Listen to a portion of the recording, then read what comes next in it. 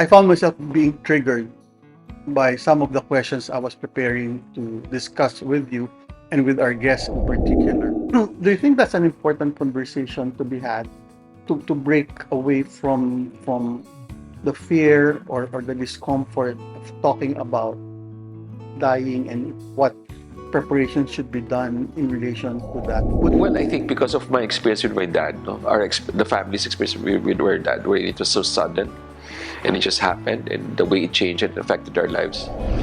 Handwritten, several pages, and then I kept it. It's still with me, actually. And then a certain part of it was what to do with her in case, there's some kind of a medical decision that we had to do. Death really anchored into something that was really something that really mattered for us. The importance of family and the importance of relationships. Being prepared is one thing, but then when it happens, that's also a different thing, because you would have to grapple with that decision in your lifetime. I was diagnosed with prostate cancer.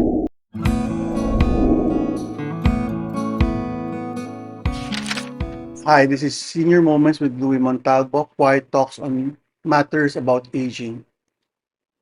For our topic today, this is a little bit more difficult for me, particularly when I was preparing for this podcast. I found myself as I was trying to line up the topics to be discussed.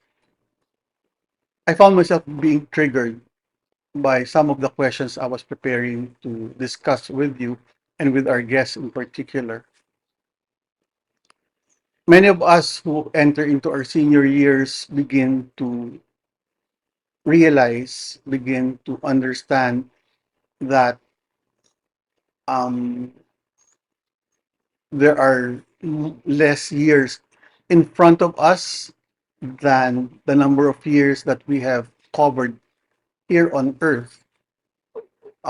Based on literature and based on my own personal experience, we have a greater sense of our own mortality, of what it means to have um, become more aware of our own end in life here on Earth. But not very many opportunities come our way where we're able to talk about the topic of dying, of death, of what happens to us after we die. My dad passed away about 12 years ago, and that was one of the most painful experiences in my life. I recently lost a very good friend of mine, Lino, just a few months ago. And while there have been opportunities where we talk about the loss, I didn't see myself having many opportunities or discussions with my friends about the actual experience of preparing for death. Because I think for many of us, it is something that is uncomfortable, something that we shy away from, even if we know that all of us are going to die. We really don't want to talk about it. But I think it is an important topic to cover. It's an important topic to discuss. Not that we're saying that the moment we become seniors. I became 60 last year, and I'll be 62 this year. It doesn't necessarily mean we're going to die tomorrow, but inevitably we will all die. So I think the question of how do we prepare for that? What does it mean to be prepared for that at different levels, physically, spiritually, even the more practical matters about preparing ourselves and our families, something that I think is very important. For this particular episode, we invited a very good friend of mine, Boots Alcantara. He's an entrepreneur. He owns Casa and Pablo, a bed and breakfast, cozy, very cozy place here in San Pablo City, where we're shooting this particular podcast. Um, he's a businessman. He's been through a lot as well. And later on, we will discuss why particularly we had thought of Boots to share his thoughts to us about the topic that we will be discussing in this particular episode. So Boots, Hello everyone. Good morning. sige, ano muna, let's start with um, my own experience about about this particular topic. And I know when we talked yesterday, I think you did mention that you just lost your mom a few months ago. I lost my dad 12 months ago, and that was heart wrenching for me. The what I went through is indescribable. It's as if there's a part of myself that was pulled out, and all that was left was just pain and grief and bereavement, and even now as I'm talking about it, I still tear up. Um, and I felt lost for months on end, not knowing how life, how my world would look like without my dad. Um, I recently lost again a good friend of mine, Lino Rivera, and that's a different kind of pain as well because he was my friend way back when we were in college, and until now I miss him so much. When there are moments where I find myself thinking, I find myself wanting to share something to him, and then I realize he's not around to share with anymore, and I feel disoriented. What for you? You lost your mom a couple of months ago. What has that been like for you? In the case of my mom, her last 7 8 years actually has been difficult because she was sick, and my sisters were really the one focused on taking care of her for these last years of her life, no, and because of her condition, and she was before that, very lively. She was our, as we call it, our GRO here in Casa, no. She would always welcome our guests, and her personality is so, it's so nakakahawa kasi she's very, very loving and caring. But then because of her sickness, that prevented her from being herself, no. Uh, and therefore, these last 7 8 years of her life, because of her condition, actually prevented her for being that, no, for being that person. So in a way, her moving on towards that next phase of her of her life, no, wherein she passed away. Uh, I felt that there was also a feeling of a release, no, of freedom from that condition. So somehow, there's a mix of feeling that there's some kind of a blessing also. No, she was 87 when she passed away. So I felt that um, it may be good that that happened. That eventually there's it's a blessing that she was able to transition to that next phase. Uh, Unlike, let's say, on my dad's side, um, which I think was more in a different way. My dad passed away when I was still second year college. I was 17 years old, and he died of a heart attack. No, so I was in the dorm in Manila, in Cervini, and I just got the news that he passed away. That was really different because it was like so unfair. I would ask God at the time that how can you take him away at this point in my life? This is when I need him. What will happen? How will I be able to find work? How will we go on? And during the time we lived in a compound where my dad used to work. The work provided us with a home. We're in it's a compound owned by the company where my dad used to work, and so we had to move out, and we didn't have a house. So everything was really shaken because of because of the death, and the transition was very hard also for my mom and my sisters. So death really anchored into something that was really something that really mattered for us because in a way the direction of future became a big question mark. Aside from the physical absence, no, and missing him was there.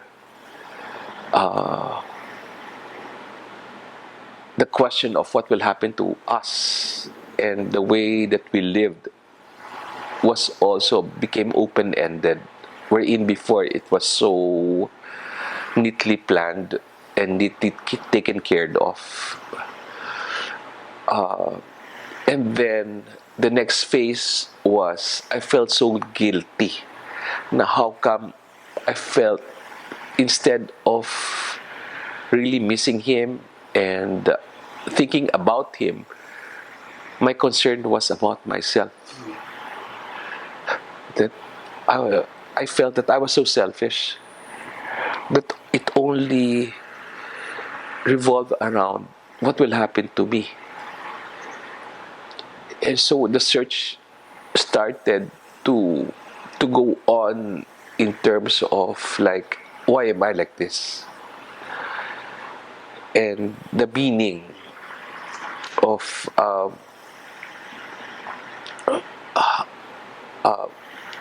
how I should be started. No, and I was still in college, so the search entailed me to join different groups, different organizations, and different percadas, no, to test out and me basically to so that you know a group or some people can mirror me the meaning of how come I'm like this. What a big trigger to me was when my sister wrote me a letter, Ila, the eldest, and she said that for a month I didn't go home to San Pablo. I just stayed in Manila because typically weekends we would go home. And she wrote to me and said that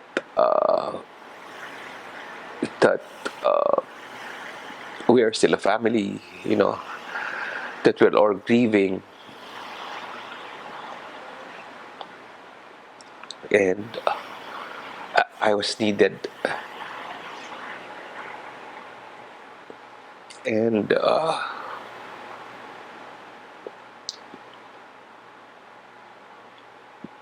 belonging became a big part of my identity,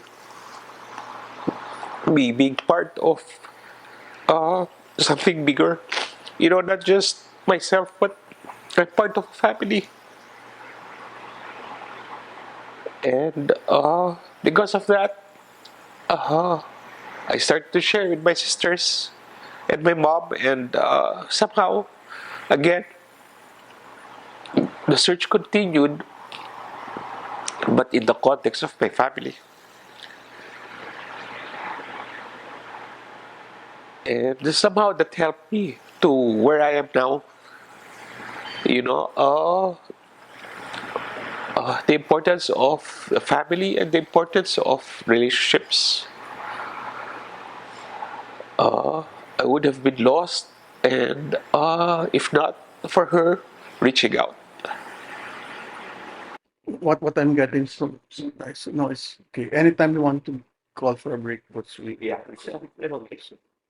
What I'm getting from you is a couple of things. One is, and I think it's two, how we experience death is very personal. It's very unique depending on where we are, where the family is, what is the life stage of our families when someone passes away. um, and even as we experience is, you know, in our own selves. I think part of what I'm getting from you as well is that if we're lucky enough, there are people around us who can help us navigate through the grief Exactly. of losing someone. But I think in many families, in many traditions, we don't talk about death. We don't talk about when someone passes away, even if we know that our parents will pass away, we will pass away. Like for our audience who are entering into their senior years, I know how many of them actually had taken the courage to talk to their children about if I pass away. Yeah. Preparing for those around them. Do you think that's an important conversation to be had to break away from the fear or the discomfort of talking about dying and what preparation should be done in relation to that? Would it have helped you, for example? I know with your mom because you had more time to prepare.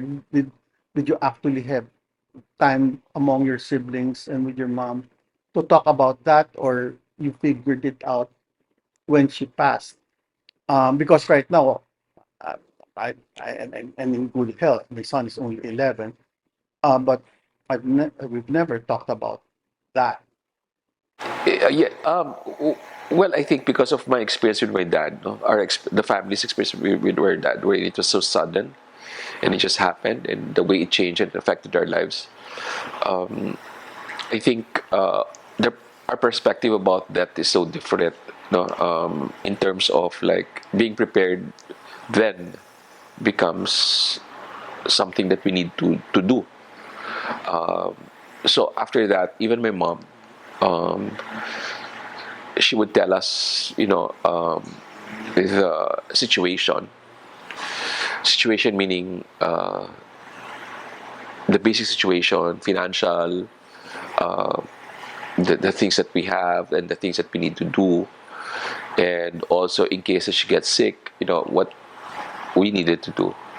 Actually, there was a time that both my sisters were abroad and they were working abroad, and it was just me here, together with my wife Anne and my son Diego.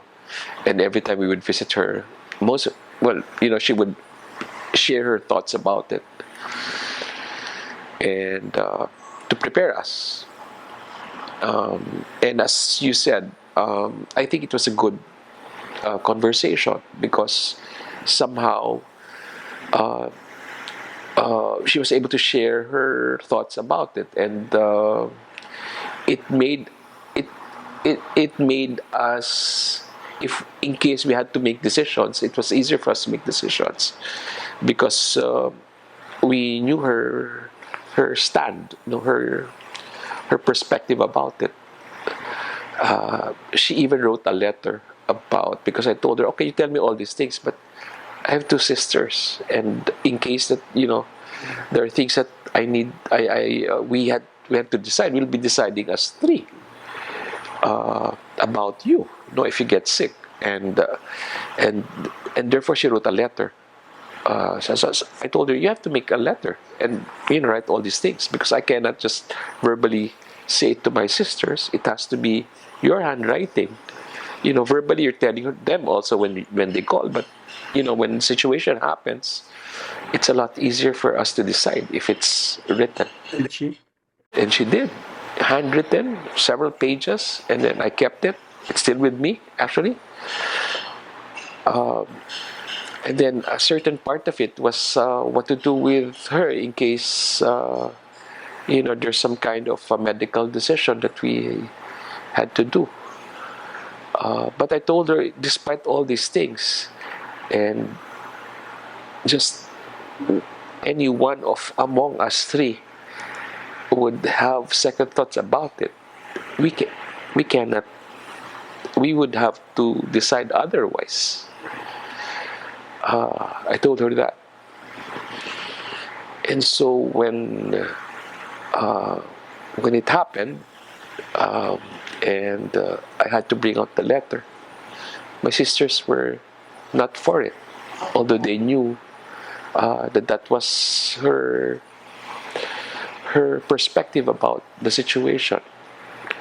And so we had to take care of her for as part of the family for so many years. And what I'm saying is, being prepared is one thing, but then when it happens, that's also a different thing, because you would have to grapple with that decision in your lifetime. And your question about this, do I advise each one have conversations like that? I think it would be good and healthy if you know it would be done, because it's really part of life, the transition. But then you would ask, when should you start doing it? I think it's best discuss when something happens, like when my dad died, no, because of course some of my relatives passed away before my dad, but it was so different when it happened to my dad, because that's already on the first layer of your relationships, right? It is really, really so different. Uh, and I don't think even a talk at that time when I was 17 would have mattered before that, because it's really the experience that would teach the person, and things will come out. As what I said, things about myself came out that I was not prepared to face. I was lucky that my sister mirrored me as to what was happening to me, and I was able to realize that I was maybe not in the right path, trying to discover that. So so so I was lucky, and I guess a sense of maturity is also important. The level of maturity, the level of surroundings of the people around that's there to watch over me was also there, and I was lucky to have that, which I'm not assuming everyone has. My mom is what, 93, 94, and whenever she would mention about her passing, there's a part of me that even if she's that old and cognitively, we still haven't had that conversation. So I don't know. My siblings might be listening in on this, and my mom, but it is something that's worth pursuing, and we'll go back later on to that topic, because when my dad was in the hospital for a couple of days, the siblings discussed about do not resuscitate the DNR that I had to sign every day, and that is something we had discussed. I think that's also another important topic that's difficult to discuss, but quite important to discuss, particularly again what you said, depending on when the occasion arises for that topic to be discussed among family members. Um, but I think part of why we also invited you is you yourself have gone through um, you know, medical conditions and where you are right now. Uh, that's another thing probably that you can share with us. How are you at? And it's really more of what thoughts have come to your mind, because and you could probably share with us if it's not too personal about um, where you are at that point, and when we talk about mortality and death, how has that changed your perspective about life and passing on? Yeah, I think well, those two experiences with my dad and my mom helped me, no, in dealing with it right now. Uh, but well, just to give a brief about it, is that I was diagnosed with prostate cancer.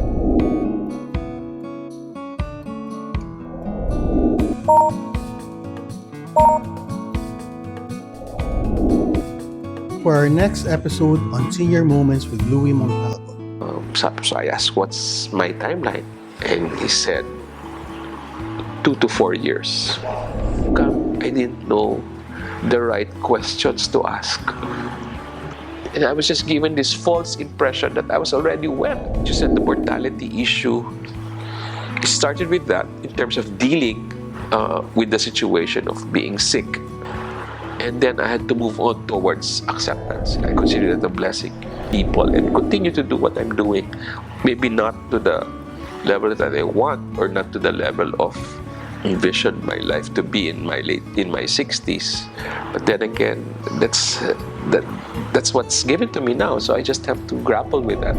Pain can be so overpowering, which I've experienced episodes of it, that nothing mattered anymore.